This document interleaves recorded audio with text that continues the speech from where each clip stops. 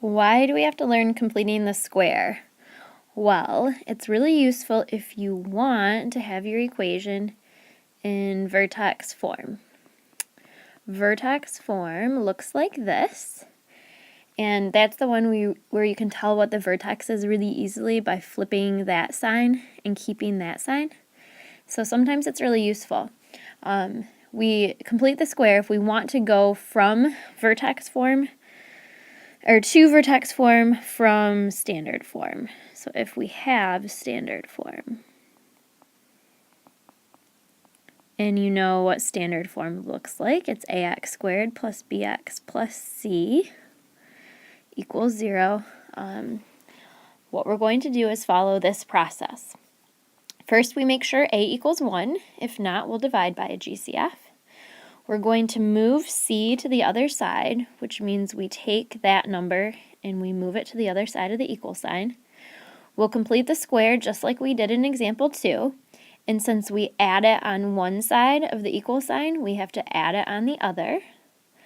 And then once we make our perfect square, then we will factor it, combine the numbers on the other side, square root everything, and then we'll be able to solve for x. So let's give it a try.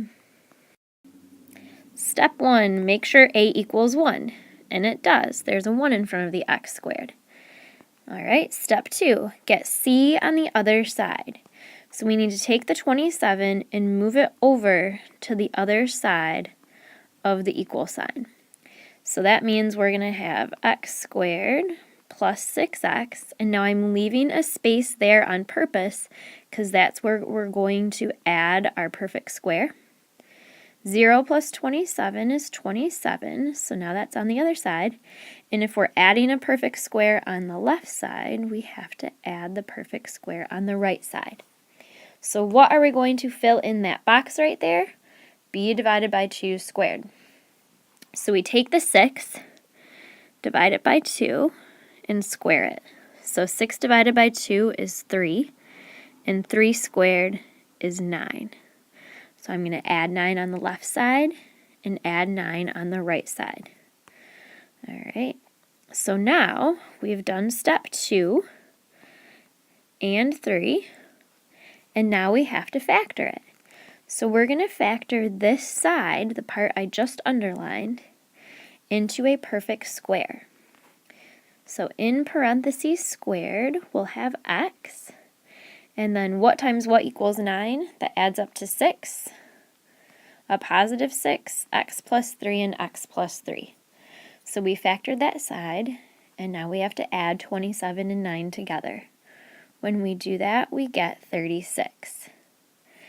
All right, so we're on step 4. We factored it. Now we need to square root both sides. So we're left with x plus 3 equals plus or minus 6. The square root of 36 is 6. And now we have one more step to solve for x. We'll get rid of the 3, and our two answers will be positive 6 minus 3. That will be 3. And the other answer will be negative 6 minus 3. So negative 6 minus 3 is negative 9. So those are the two answers. Let's try 3b together. First, we're going to make sure a equals 1. If not, divide by the GCF.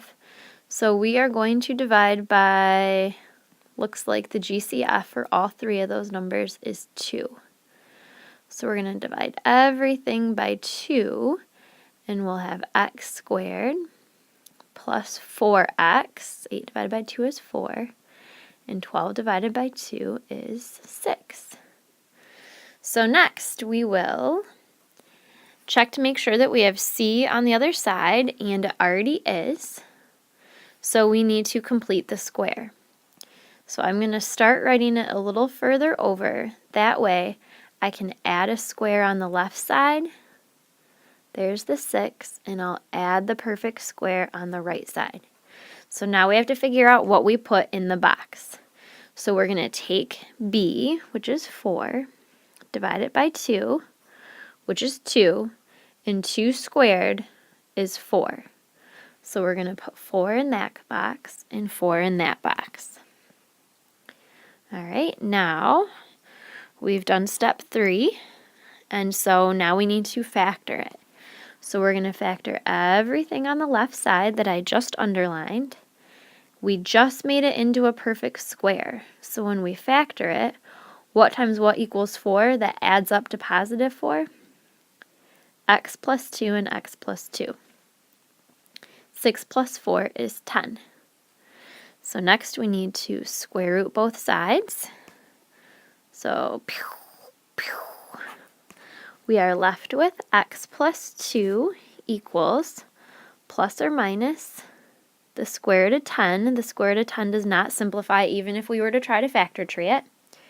And the last step is to get rid of the 2 by subtracting it. So these are not like terms. The only thing we can do is just flip-flop them so that the number without the square root is first, which would be the negative 2, and then the plus or minus square root 10 is second. And those are the two answers.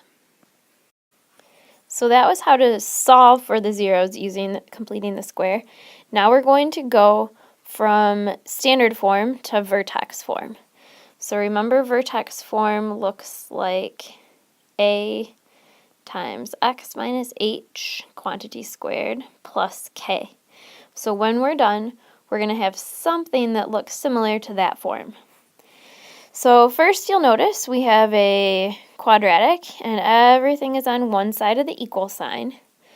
So what we need to do is make it so that we move the c term.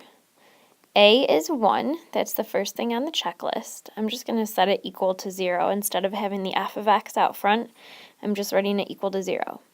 So A is 1, let's move c over. We're going to do that by adding 13 to both sides. So we have x squared plus 10x. I'm going to leave a space for the perfect square. 0 plus 13 is 13. And then if I add the square on one side, I have to add it on the other side. So what's going inside? We take b and divide it by 2 and then square it. So 10 divided by 2 is 5, and 5 squared is 25. So we add 25 here, and we add 25 here. Next we need to factor. We need to factor everything that I am underlining right now. So let's factor this side. That's the part we just made into a perfect square, specifically for this reason. So we have x, 5 times 5 is 25, and 5 plus 5 is positive 10. And 13 plus 25 is 38. All right, I'm going to stop you right there. We almost do all of step 4. But we're going to jump right in before we square root it, because why would we square root it? We want to keep that quantity squared. We want to keep that. So we're not going to square root it. All we need to do is bring c back to the same side as everything else. So we're going to move the 38 back over. It's positive, so we will subtract it. And now we have something in parentheses squared with a number added or subtracted after it. And I'm going to go ahead and write f of x equals in front of it. So this is standard form. This is vertex form. Now that we've done all that work to put it in vertex form, if somebody were to come along and ask you what the vertex of that would be, you'd flip that sign, and you'd keep that sign, and you'd say the vertex is at -5, -38. Let's have another try. We're going to start off with step 1 just like before. First of all, we have standard form. I'm just going to rewrite it so that it is set equal to 0, and we need to make sure a equals 1. And we can see right here that A equals 2. So we need to divide by a GCF. So what's going to happen in this situation is a little crazy because we can divide here by 2. We can divide this by 2, but we can't divide the 3 by 2. But in this case, we don't care about C because we're just going to be moving it anyway. So we're going to go ahead and divide the first two terms by 2 and write it out front and write the leftovers next to it. X squared minus 4x. All right. Then we can proceed and move C to the other side. So we're going to subtract 3, put it on the other side, and I'm going to rewrite everything. Here's the 2, and then we need to complete the square inside the parentheses. So after the 4x, I'm going to draw the box, close the parentheses, equals 0 minus 3 is negative 3, and I'll draw the box right there so I don't forget to add it to the other side. So let's complete that square. Negative 4 divided by 2 is negative 2, and negative 2 squared is 4. So that's what we're putting in the box on that side. But I told you this one was going to be a little crazy. You have one homework example that's kind of like this. And remember that 2 out front?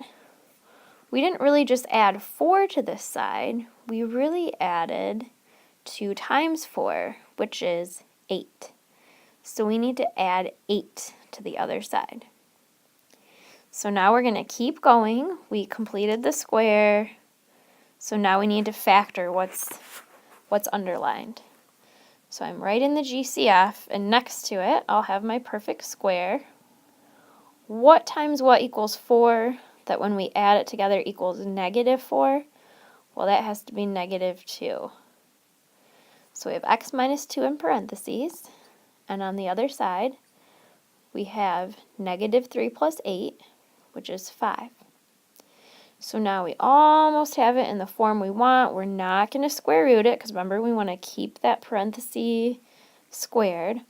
All we're going to do is move the 5 back over. It's positive, so we're going to subtract it at the end, and we have our final answer, which is 2 parenthesis x minus 2 squared minus 5. And I'm going to go ahead, and since this one was g of x, I'll put g of x in front of it. So that's the final answer. This is vertex form. This is standard form. The vertex, if somebody asked you, would be positive 2, negative 5. And that's one of the main reasons we use vertex forms.